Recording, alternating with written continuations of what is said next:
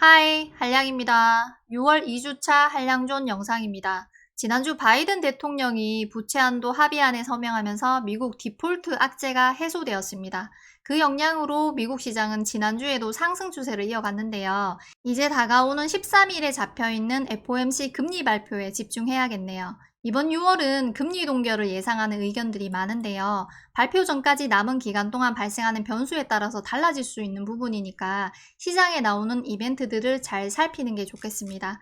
국내 시장의 경우는 하반기 코스피 3000을 예상하는 의견들도 나오기 시작했습니다. 나스닥 현물 차트를 보면 일봉 차트상으로 전고점 부근을 돌파시켜 놓은 모습입니다. 지금의 상승 추세는 다들 아시듯이 엔비디아의 영향을 받은 상승인데요. 엔비디아가 엄청난 갭을 띄우고 나서 갭 공간 밑으로 빠지지 않고 여전히 상승 추세를 유지하고 있습니다.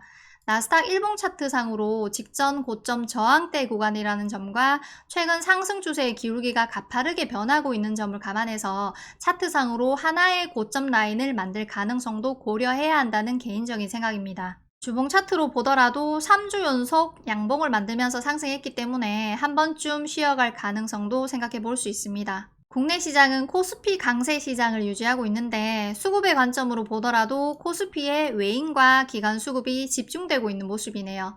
차트를 살펴보면 코스피는 지난 1년 동안 형성한 박스권 상단 부근에서 흐름을 만들면서 박스권 돌파 기대감을 보여주고 있고, 코스닥은 900포인트 터치 이후 눌림 조정을 받고 지지 구간을 만들어주는 듯한 흐름을 보여주고 있습니다. 코스닥의 경우는 지금 구간에서 상승이 나온다면 900포인트에서 저항을 맞으면서 쌍고점을 만드는 흐름을 생각해 볼 수 있습니다. 코스피가 1년 만에 2600포인트 구간을 회복했다는 뉴스가 있는데요. 반도체와 AI 강세로 썸머 랠리가 나온다고 하는데, 제 경험상 국내 주식시장은 대부분 여름에 약세였던 적이 많았는데 이번 여름은 어떻게 될지 궁금하네요. 투자와 관련된 뉴스들을 살펴보면 엔비디아에서 파생되는 재료들이 많이 보이고 있습니다.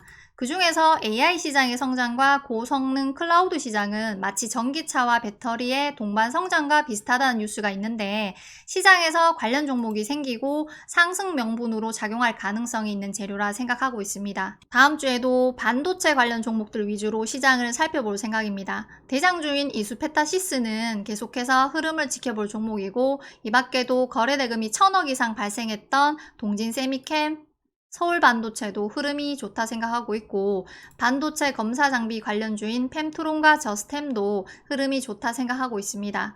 지금의 반도체 강세의 명분이 되는 AI 관련주 중에서는 이스트소프트와 아이크래프트, 모아데이터, 폴라리스 오피스를 관심 종목으로 정리해서 지켜볼 생각입니다. 전기차 관련해서는 2028년까지 북미 지역에 190조 원의 전기차 관련 투자가 이뤄질 것이라는 뉴스가 있습니다.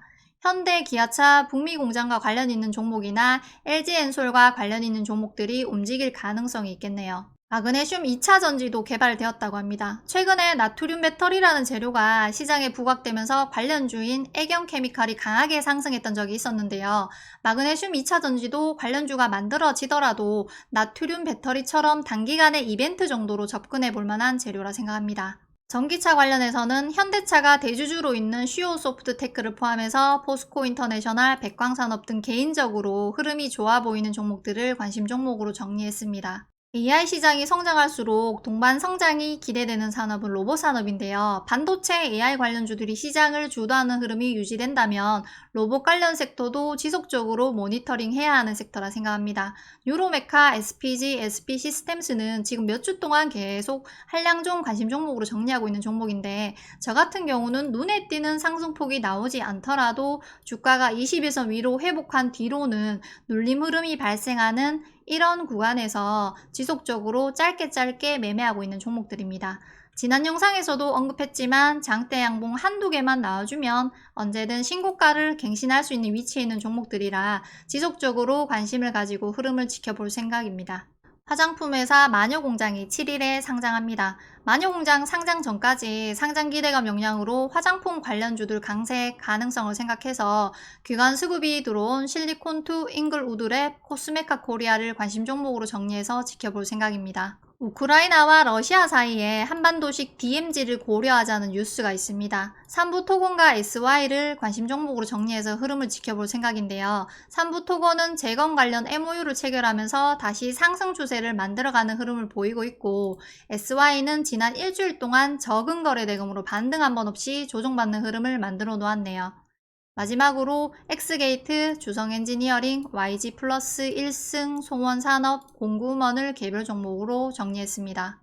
추가적으로 살펴볼 뉴스로는 애플 헤드셋에 대한 긍정적인 평가를 보이는 뉴스가 있네요. 후쿠시마 오염수 관련해서는 희석전에는 식수로 사용하기 힘들다는 뉴스가 있습니다. 수질 개선이나 해수 담수와 관련 종목들이 반응할 가능성을 생각해 볼 수 있겠네요. K엔터가 해외에서 좋은 성적을 보이는 뉴스가 지속적으로 나오고 있습니다. 해당 뉴스의 아이돌 그룹은 큐브엔터 소속이네요. 엔터 관련 종목들도 좋은 흐름을 유지하고 있어서 지속적으로 체크할 필요가 있다 생각합니다. 시멘트 가격 인상 뉴스와 범죄도시3 흥행 기대감으로 시멘트 관련주와 영화관 관련주들이 움직일 가능성이 있습니다. 개인적인 관점으로 이런 재료들은 반짝 이벤트가 될 가능성이 높으니 관심 있으신 분들은 보수적으로 접근하시길 추천합니다. 국내 시장이 코스피는 2600포인트를 회복하는 등 상승 흐름을 만들어가고 있지만 움직임이 둔한 대형주 위주로 수급이 몰리고 거래대금도 10조 아래로 떨어지면서 지수 상승 대비 매매하기는 쉽지 않은 시장인 것 같습니다. 다음 주도 좋은 결과 있으시길 바랍니다.